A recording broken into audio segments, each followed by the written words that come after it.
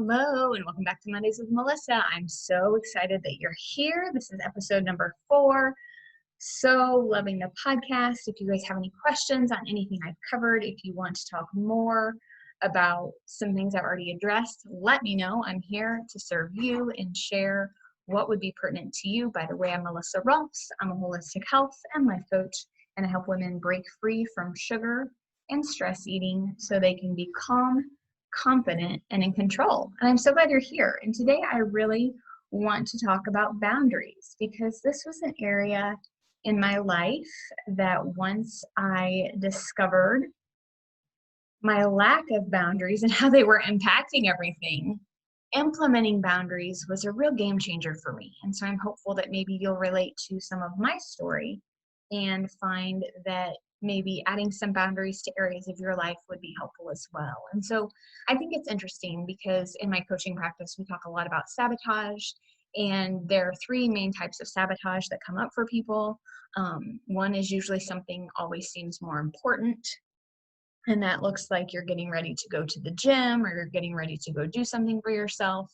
And lo and behold, someone from your family needs something. And so you drop what you're intending to do to tend to what your family needs. And you don't get around to taking care of yourself and doing what you planned on doing because someone else needed something. And that seemed more important. The second one is desiring acceptance. And this looks like you are at a family gathering and you are committed going in.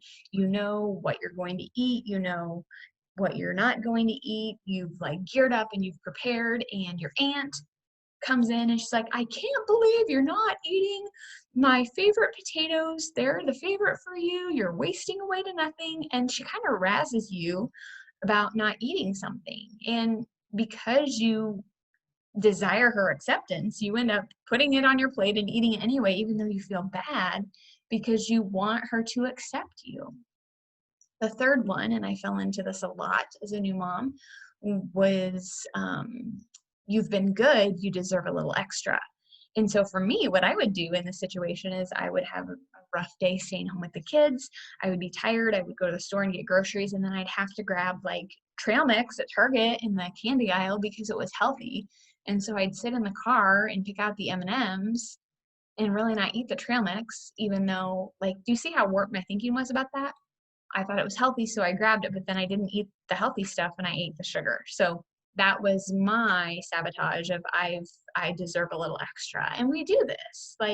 We're human. It's part of the human experience is we sabotage, and there are reasons for it. And you can certainly overcome it. But I think part of it is because we don't have boundaries. We don't have boundaries around maybe who we are or what we desire or what we're working towards. And so I think it's easy when we don't have boundaries and we don't have a clear vision, it's easy to let people steamroll us. And the Bible is very clear that it says without vision, the people perish. And so I think if you have a vision, your vision kind of creates you to enforce some boundaries because you have to be clear on where you're spending your time and energy. And I just saw a really good quote. And it says, I didn't set this boundary either to offend or please you. I did it to manage the priorities and goals I have set for my life. Because it seems like when we don't have the priorities and the goals and we don't have that vision, that it's easy for us to not have boundaries. And so I think a lot of times it's easy to think that if we have a boundary or if we say no, that we're being rude or we're being disrespectful or that people won't like us or that they'll perceive us differently. And I don't think that's the case. I think that you can be kind and have boundaries. I think you can be loving and have boundaries. I think that you can be respectful and have good, healthy relationships and still have boundaries. I think that that's a misconception. And I think that boundaries can really help in all areas of life, including your relationship with food. You put boundaries on what you're willing to eat and not eat. You put boundaries on your time when you have time to do things that aren't part of your day, whether that's work or staying home and tending to your family and your house and buying groceries and whatever that looks like for you. There's so many ways that we can work around not having boundaries. And I think it's why maybe we don't get the results we desire. And it's nobody's fault. It's just an area maybe to create awareness around. If you have a vision and you have a plan, it's easier to make those boundaries.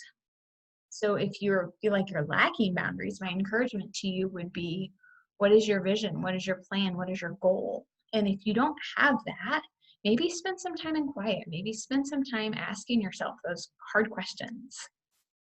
And if you need somebody to talk you through it, reach out. I have complimentary coffee chats where this is what I do. I help people get unstuck. Like usually it's around sugar and food for sure. But I also have clients that I help with other issues in life as well that don't relate to food. So just wanted to pop on here, share a little bit about boundaries. I think they're super important. And again, implementing them in my life has been a game changer. And I would encourage you to do the same. If you have questions, if you need support around this, reach out and let me know. I'm here for you and I have your back. I hope you have a beautiful day and I'll see you next Monday. Talk to you then. Bye.